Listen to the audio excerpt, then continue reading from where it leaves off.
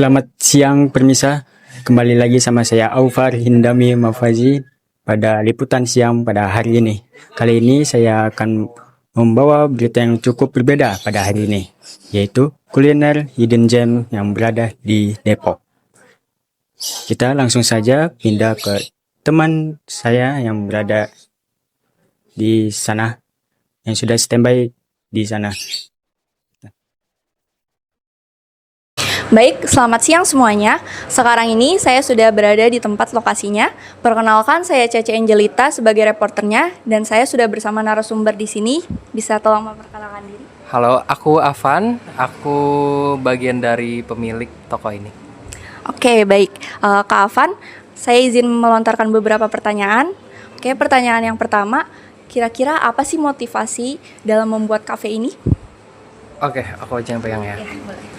Kalau motivasi sebenarnya kita dulunya karena coba-coba aja waktu pas COVID. Waktu pas COVID itu kita coba-coba bikin kue.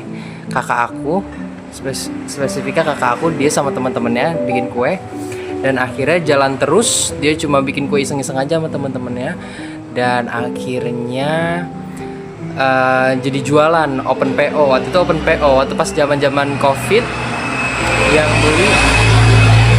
yang beli teman-temannya gitu, terus akhirnya temennya kasih tahu ke temennya enak ini nih, jadinya dari mulut ke mulut dan akhirnya jualannya online. Dan setelah di 2025 ini kakakku buka sendiri. Nah, jadinya pisah sama teman-temannya itu berlima, tadinya pisah jadi sendiri. Nah, kakakku bukanya sama aku berdua di sini di toko. Tadinya kita offline tapi sekarang kita online tapi sekarang udah ada toko offline-nya gitu. Lalu yang kedua itu ada kira-kira gimana sih konsep dari kafe ini yang terpikirkan sama kalian berdua awalnya sampai jadi finish kayak gini? Oke. Kalau konsep sebenarnya kita nggak konsepin ya, karena kita awalnya memang fokusnya di jualan cheesecake. Kalau misalnya konsep kita nggak sampai jadi kayak gini. Tadinya kita juga kecil, kita nggak sampai langsung gede kayak gini. Tadinya kita showcase-nya, kulkasnya ada di sebelah sini. Pokoknya kecil aja, yang penting ada tokonya aja karena kita fokusnya memang online. Jadi yang penting ada tempatnya, ada kulkasnya. Jadi orang kalau misalnya beli online tuh dia ngelihat oh ada tempatnya loh, jadinya lebih kelihatan proper gitu. Jadi ada tempatnya, tempat bisa ngambil pesenannya gitu.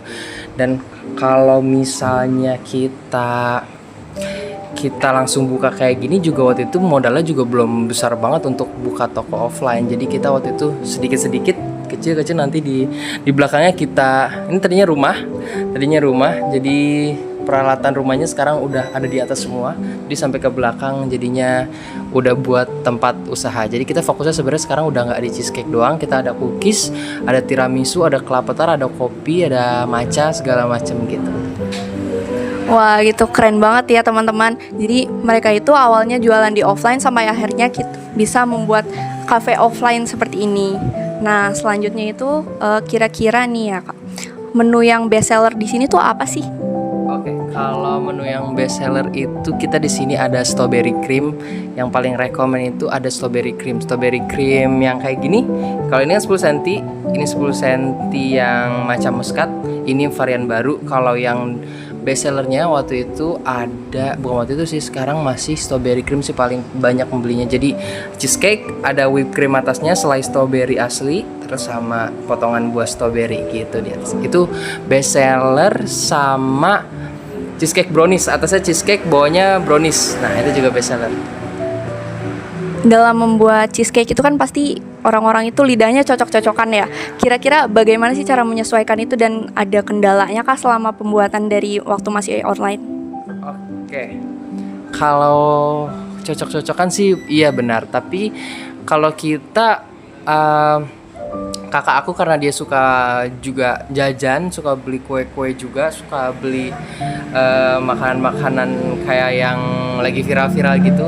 Jadinya kakak aku itu udah standar kakak aku. Jadi kakak aku suka ini kayak gini, jadi dia bikin yang kayak gini gitu. Jadinya kalau misalnya customer ada yang bilang ini kemanisan lah atau ini ada apalah, nanti bisa kita kurangin juga. Kita juga bisa custom juga, misalnya low sugar gitu, kita juga bisa custom H- berapa atau enggak mau ditambahin apa, kita juga bisa custom sebenarnya. Tapi kalau untuk resepnya kita sudah sudah patenin.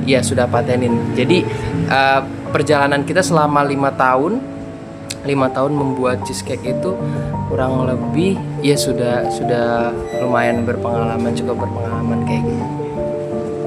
Kira-kira nih dari offline kan kita sudah tahu mulai membuatnya itu waktu zaman COVID ya.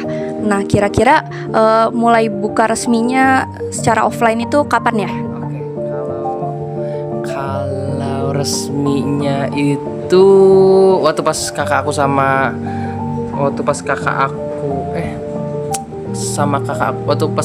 temen-temennya itu dia resminya sekitar 2 tahun yang lalu, 2 tahun yang lalu. Nah, awal ini rebranding. Jadi waktu itu brandnya namanya beda. Jadi karena sama teman kakak aku, jadi berdua kita pisah. Kakakku buka sama aku. Jadi brand yang sebelumnya dihapus, jadinya dia buka sendiri, kita buka sendiri. Nah, kalau yang buka sendiri ini di sini, ini mulainya dari Februari 2025 baru. Kayak gitu. Kira-kira nih ada menu yang direkomendasiin nggak kalau dari kalian sendiri? Kalau dari aku rekomendasi yang paling cepat sold out itu ada mochi cheesecake yang kayak gini, mochi cheesecake. Jadi cheesecake slice dilapisin mochi, terus ada juga blueberry crumble. Nah, itu juga kesukaan aku, blueberry crumble, karena dia di adonan cheesecake-nya ditambahin crumble sama selai blueberry sama buah blueberry. Jadinya rasa cheesecake-nya tuh nggak cheesecake doang, jadi ada kayak rasa blueberry di setiap sendoknya, setiap makan, setiap gigit ya kayak gitu. Terus ada apa lagi ya? Banyak sih. Kelapa tart juga enak, 10.000. Aku juga suka nyemilin kalau baru bangun ya. Gitu. Nah, oke.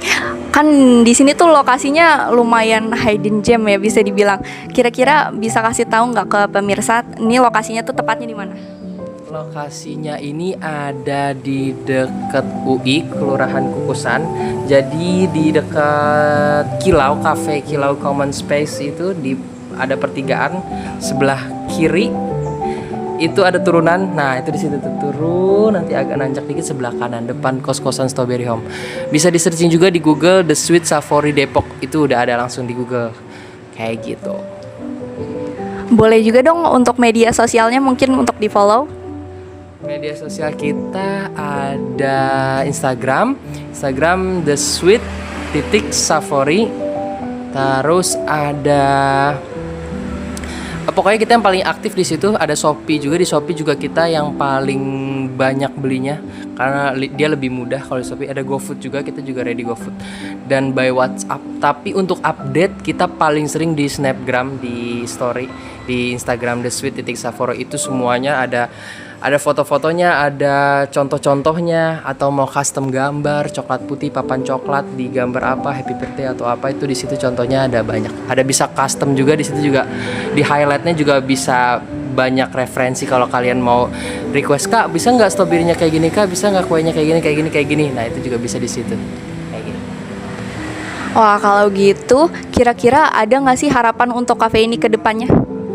Kalau harapannya sih bisa berkembang ya, bisa buka cabang lagi, atau enggak kita bisa besarin lagi. Tapi sementara ini kita masih fokus di sini sih. Kalau misalnya buka cabang mungkin nanti belum ada planning gitu.